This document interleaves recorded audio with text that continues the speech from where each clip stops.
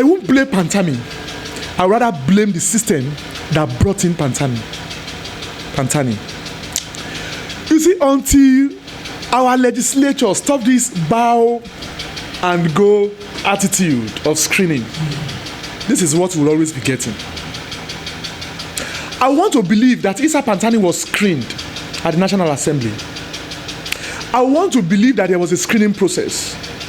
And I want to believe that the purpose or the intention of a screening process is to see whether in morals and character you are okay to occupy that office. What characters is President Muhammadu Buhari having in cabinet? We are two, ministers or chairman of diaspora were playing their garments dirty in the public. I felt if I was the president then, I would have even called both of them to order.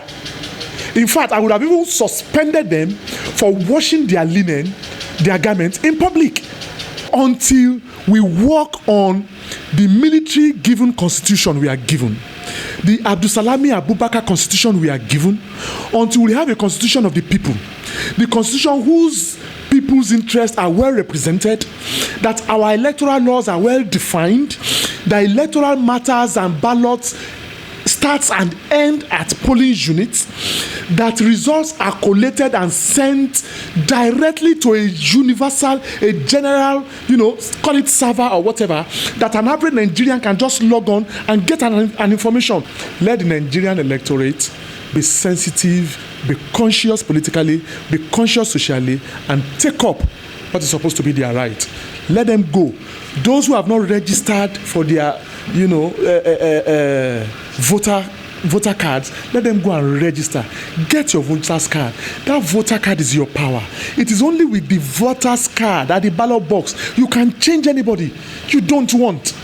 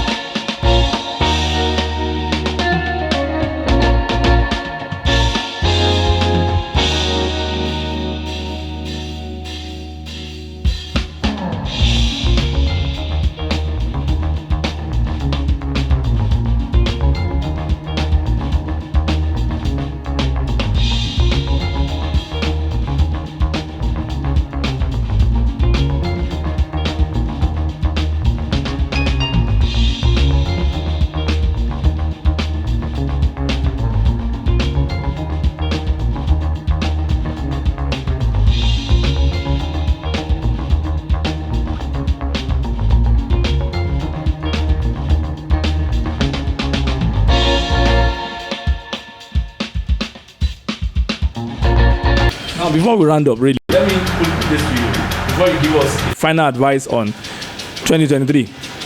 Look at what happened with the Minister of Digital Economy, Malam Isa Pantami. It has been a big issue in the last couple of days now that this man has an alliance, a young time alliance with Al-Qaeda and some other unfortunate terrorist group, and when they first put it to him, he said it was a lie, there was nothing like that. But before we knew, his video started emerging on social media of his voice when he was saying a lot of things, praying for Al-Qaeda to win and all that. And there's been a lot of campaign that how do we put our database, our most precious aspects, database and our lifestyle in the hand of such a character. And people are now saying, okay, did the SSS, did they do their due diligence in terms of searching him personally before he came into power? Did the Senate, did they ask cogent questions when they were screening him? Why was the screening porous? And why are we having this kind of a man? But to you, looking at Pantami, do you think, because he now came out yesterday and said, I have repented to all the things I said was when I was young ago. It's true I said this, but I've changed now, sir. Do you think it is genuine in his repentance? Yeah, thank you. I said something earlier. I said leopards don't change their skin. You see, I won't blame Pantami. I'd rather blame the system that brought in Pantami. You see, until our legislature stop this bow and go attitude of screening, this is what we'll always be getting. I want to believe that Isa Pantami was screened at the National Assembly. I want to believe that there was a screening process. And I want to believe that the purpose or the intention of a screening process is to see whether in morals and character you are okay to occupy that office. But I'm surprised with the bow and go attitude of our senators when it comes to screening ministers. You see, the issue of Mr. Isa Pantami, the Honorable Minister of Communication and Digital Economy, I've always followed his antecedents.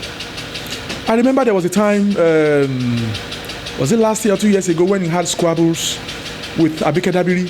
Okay, the DG for Diaspora Commission, that Honorable Abike Dabiri. Exactly. The former Ikorodu representative in the House of... Where they had... Former NTA lady. Yes, where they had squabbles in terms of office... Chase out of the space, chase out of the building. Space or no office space. Yeah. That was when I knew what characters is President Muhammadu Buhari having in cabinet.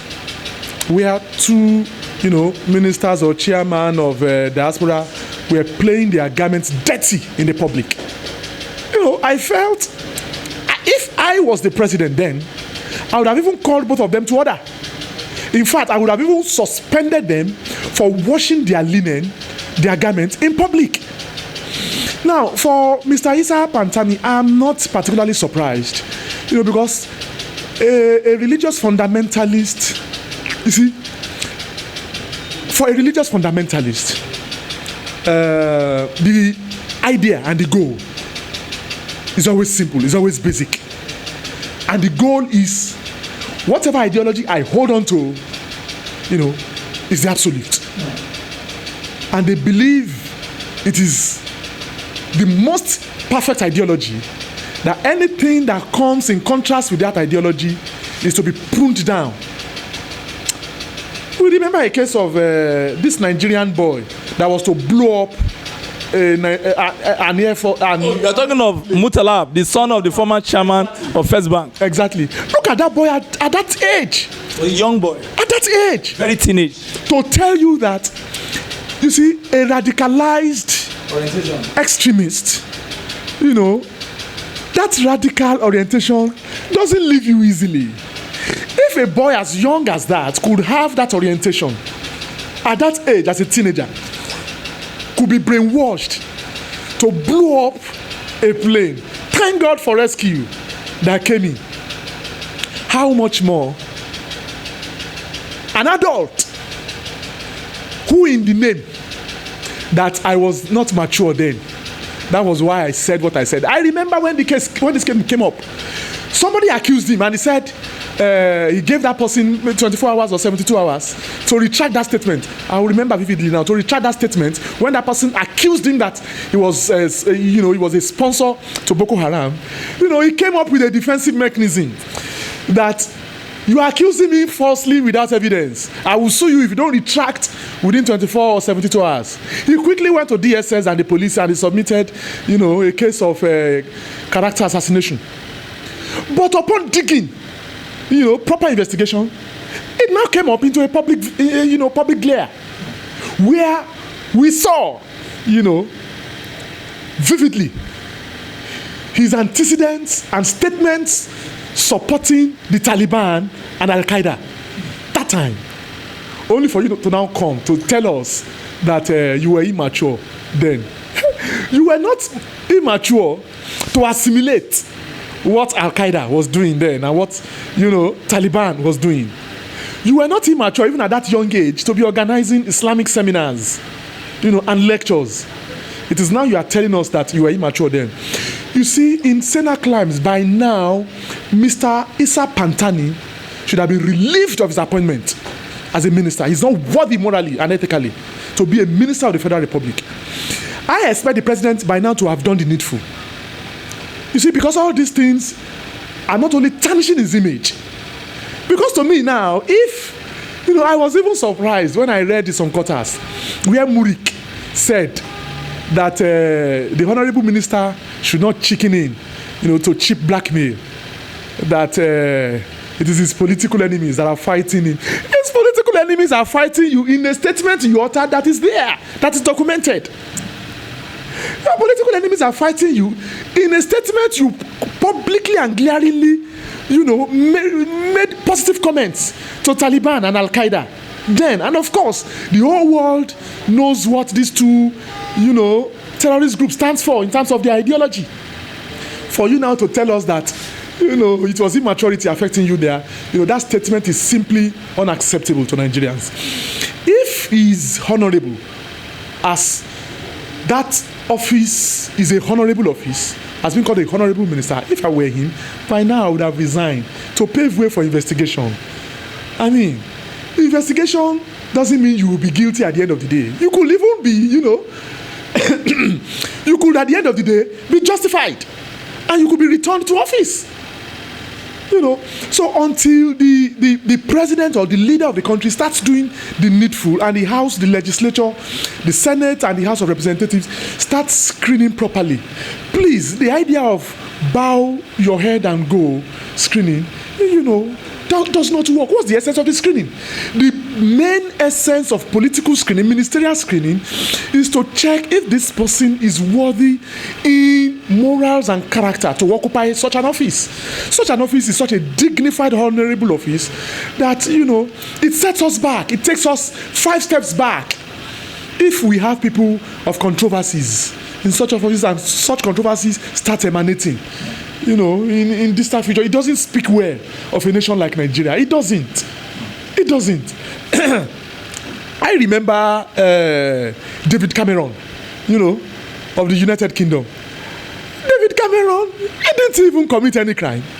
It was just about Brexit or no Brexit. That if you decide to go about Brexit or not, I will resign. And UK, the citizens said, this is what we wanted, this is what we want. And David Cameron resigned. That is credibility. But a situation in Nigeria, a minister, ministers are always been entrenched in controversies, messy, dirty, controversies, and yet they still keep parading themselves in office. I mean, it is not only an insult to even Mr. President himself, it's an insult to the corporate existence of Nigeria. Is an insult to us. That is why, no little wonder, when you travel outside the shores of Nigeria, they take us as mediocres, as comedians. We are not serious. CNN sees all these things every day. BBC sees all these things. Al Jazeera, they see all these comedy we put up every day. They see all these mediocrities we come up with every day. So how do they take them serious? How do they obviously, they can't take us serious. So until we begin to do things in the right perspective, let the president always do a background check before appointing ministers. Let DSS do their work by doing a thorough search, a thorough screening, a thorough, investigation on the person's, past biography. Let both the House of Representatives and the Senate, as it were, do a thorough check. And let there be what is called a pass mark. before we can have people occupying such offices. So that's candidly the advice I will give Mr. President. Please, henceforth, do background check of anybody you appoint as ministers. Let the Senate stop this idea of bow down our head and go, And with that, we'll always have round squares in round holes. On the last note, sir, really, this is 2023. It appears that the noise is even much louder now. We're in 2020 now, and a lot of agitators are there. We're in 2021 now, sorry. And a lot of agitators are now there shouting, oh, we want to be here, we want to be here. But among them, there's one Bola Ahmed Tinubu that, as we are talking now, there's sharing of rice going on in Kano, though he has said he's not the one that is sponsoring it. Then maybe today they said he's the one again or something like that. Then there have a lot of old organization. The Yoruba say, oh, that's the only person we want to put forward. That's the person that's going to be there. Then we also have other good aspirants. We have a lot of other good aspirants around. Maybe we have people like Omo Ileshuwore. I don't know if he's going to come back again. Young people. We have a lot of other young people. Then we have Mr. Kayode Fayemi, the Director General of the Governors Forum, who is the Ekiti State Executive Governor. We even have someone like Peter Ayodele Fayose, a former governor, who is also masquerading as a presidential aspirant. Then we have one of them who calls himself Yahaya Bello, the governor of Ogun State. Funny enough, that state I'm very familiar with, affectionate. This is a governor whose second term came through some kind of skirmishes and people died. There was a lot of horrible political manipulation and all that. But now he's telling us, lastly, the video he released, that Yahaya Bello said the youth of this country have come out to ask him to come and lead. And I want to believe you are a youth, I'm a youth, but I have not really come out. But I want to also ask you that have you also come out to tell Yahaya Bello to come and lead, since the youngest among them? So, but who do you think is good for the job 2023? You as a youth. I would have asked you the names of those youths. Yahaya Bello said, asking him to come forward, because I know I'm a youth. He said a lot of youth has come out pressuring him that they say you should have to lead this country. Who and who? Who are those youths? Can you come up with names? You see, anybody, talk is cheap. You see, anybody can get the approval of any anonymous youth, any faceless youth.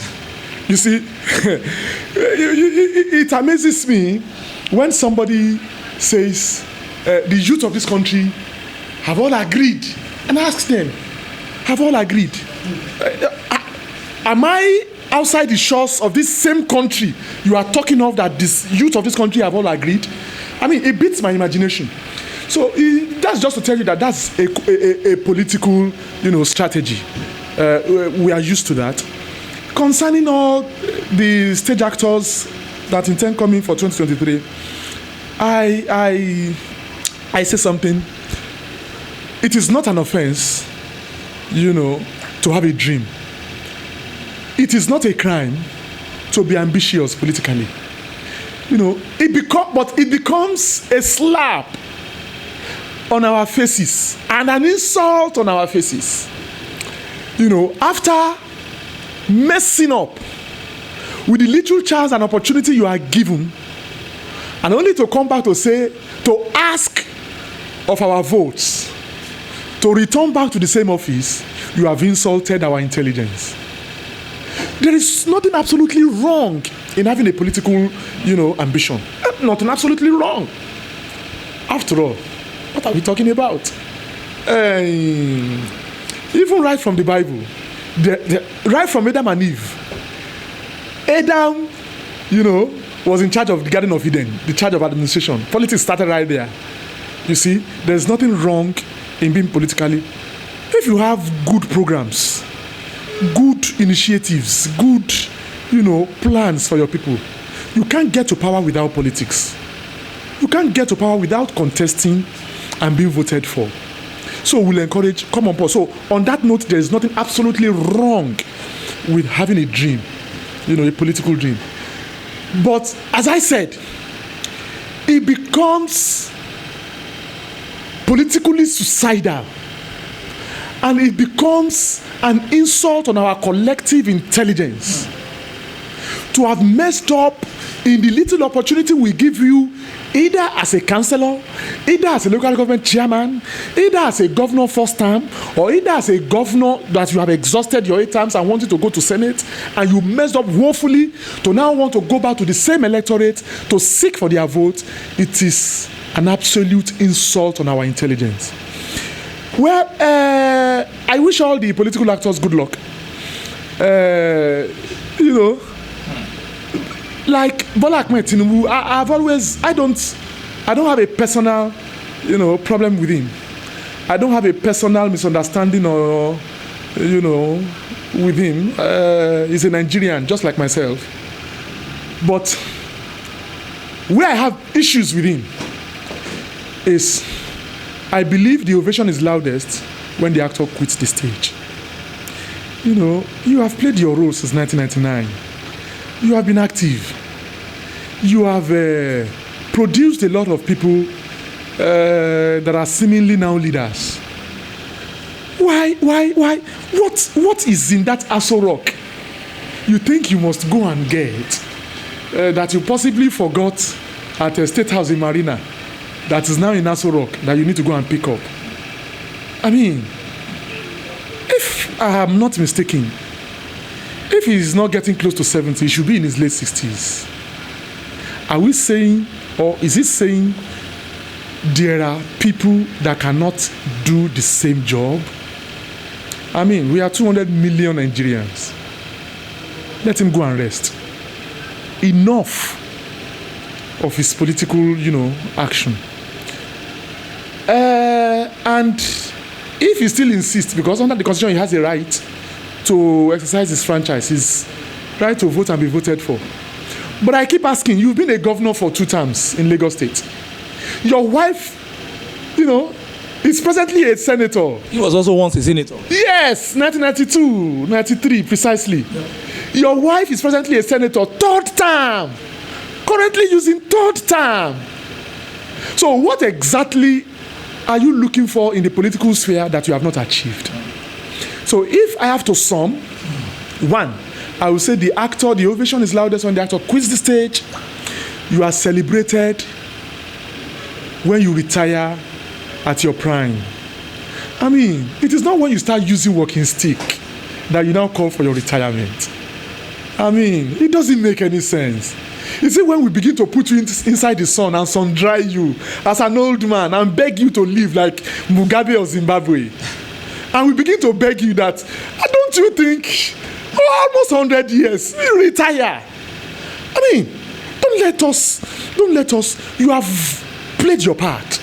You have given a good account of yourself. It's time to call it quit. Give other Nigerians the opportunity to also go there and do. People say, give him, he can do it better. And I ask them, is Bola Tinubu more Nigerian than I do? I don't know. He could be more Nigerian than you do. But no, sir. Yeah. I don't think so, sir. Yes, but I don't think he's more Nigerian than I do. I have full-fledged Nigerian parents, an Ijebu mother, an Ijebu father. I'm a chronic Ijebu man, which simply says I'm a chronic qualified bona fide Nigerian. So the same right Bola Tinubu has is the same right an average Nigerian has. Let him also give people opportunity to also, and that now draws our attention back to the electorate. It is now left to the electorate. If the electorate says they want the old political people to still be recycled, it's left to them. If the electorate says they still want Tinubu and Muhammadu Buhari to continue to 2050, it is left to them. But one thing I know is that you cannot give what you don't have. And before I round up,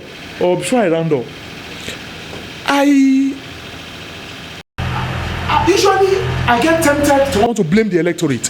But again, I quickly remember that our constitution is the reason for this deficiency we are having. You know, our electoral laws, where you now have people going to the ballot box to contest and results are declared at our various courts. You know, you become a governor at the court, no longer at the ballot box. You see, why is it so? It's painful. It is so because our constitution, gave room for that. Our electoral laws gave room for that. It has now crescendoed into a situation where, is it not to just go and vote? Don't worry, go and vote. The result will be announced at the tribunal. So until we work on our electoral laws that let all election-related matters end at the polling unit, we won't have somebody that came third in the election, being declared first by our court. That's in Imo State, Hobuzodema. Oh, we won't have somebody who, on the basis that he doesn't have the criterion or the criteria to be the governor of a state, and the law will say, law of necessity or something, Doctrine of necessity. Doctrine of necessity, suddenly making him a governor. I met you in River State in 2007. You can imagine.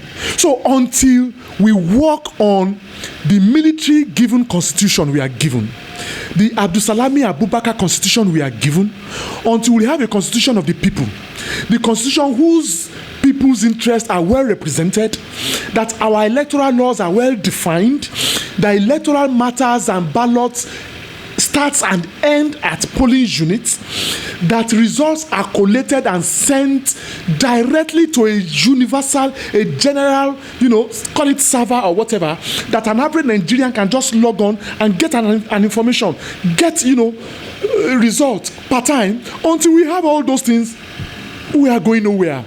Until we even remove an immunity, that is making our leaders misbehave in office. Where you say the governor is now enjoying immunity, the vice president is enjoying immunity, deputy governors enjoying immunity, vice presidents enjoying immunity. That's why majority of them misbehave in office. Until we scrape off such, you will see that we will begin to have accountability in governance. We will begin to have people who are responsible to the people in governance. So, in summary, in as much as I don't personally have issues with anybody who wants to contest, anybody who wants to come up. Bola Tinubu has the right to contest. Kayode Fayemi, former Ekiti State Governor Ayodele Fayose, or whoever wants to run, absolutely has the right under the law to, in as much as they have that right, again, let the Nigerian electorate be sensitive, be conscious politically, be conscious socially, and take up what is supposed to be their right. Let them go. Those who have not registered for their, voter cards, let them go and register. Get your voter's card. That voter card is your power. It is only with the voter's card at the ballot box you can change anybody you don't want. Mr. Moyele Sowore, the young man, I've always followed him. I listen to his campaign. I listen to his manifesto. Brilliant manifestos, brilliant campaign, brilliant programs. The question now is, are Nigerians ready to take the bull by the horn by voting whoever and their conscience, whoever they want and by their conscience? Nigerians are their own problems. When exactly? There was a particular year, National Conscience Party presented Chief Ganifawa as a presidential candidate. You and I know the antecedents of Chief Ganifawa. The chief cried, sir, that year. Exactly. He cried bitterly, sir. He came last. Nigerians did not vote for him. Nigerians did not vote for a Ganifawa. Femi Falana that contested as the governor of is it Ondo State? Ekiti State. Was not voted for. He wasn't voted on the National Conscience Party. A Professor Patutomi, an intellectually sound economist, contested. He wasn't voted for. A Mogalu, a sound intellectual, a former deputy governor in CBN that has seen it all, was he voted for? So largely, in as much as we, the electorates, are not helping the situation. We are not helping the matter. But if Ganifawa could come out then to say he needed our support, to go in there and change things, and we refuse to vote for him, then will God come down to change our situation? God will not come down. it is you and I God will use. So that's the sad, and it is on that Gani Fahimi lost the struggle and eventually his life. At least I can count laudable Nigerians that have made attempts, in changing the status quo. We Nigerian masses said we don't want them. The late fella Nicola Kuti tried to change the status quo. We said, Amubo. He tried to change the status quo. Chief Gani Fahimi tried changing the status quo. We said, what does this one know? Chief MK Abiola tried to change the status quo. Chief Obafemi Awolowo tried to change the status quo. I can mention on and on. So until we Nigerians start standing for the right cause, voting the right people, knowing what we want, who we want, profiling the people, our representatives that are going to represent us, doing an effective profiling, my brother, we won't go anywhere. What of if Pantami, Issa Pantami come out to become president in 2023? Will you vote for him?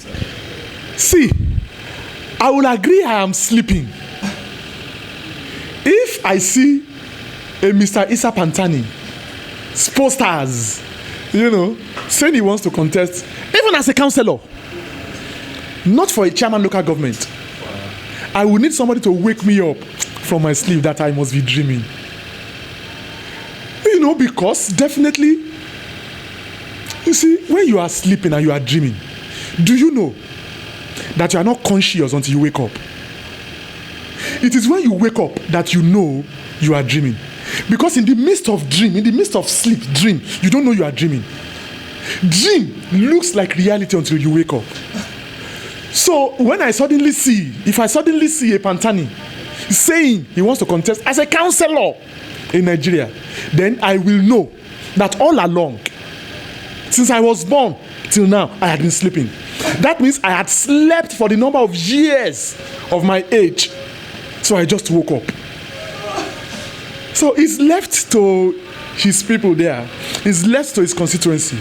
But I'm sure he won't say he wants to come out to run for presidency or something that will generally, bring in Nigeria. He won't.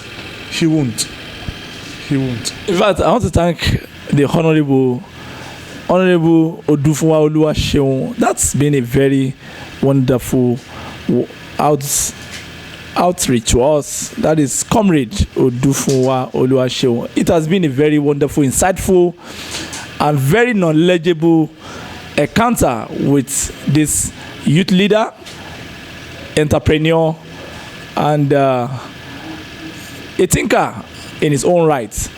We have been able to have it from political perspective, in terms of leadership of the country, in terms of leadership of heroes past, and in terms of futuristic analysis, and even in terms of innovation for youth and good aspiration for the political class. Well, we are so very grateful, and we want to say till the next time that we'll be having him on another issue that is pertaining to the greatness of Nigeria. We want you to keep sharing the video, and you can also put your comments in the discourse box, and we are going to react to it. Tell him what you want and reach out to him. Till the next time we are meeting this great man, we want to let you know that we keep the discourse continue. Goodbye.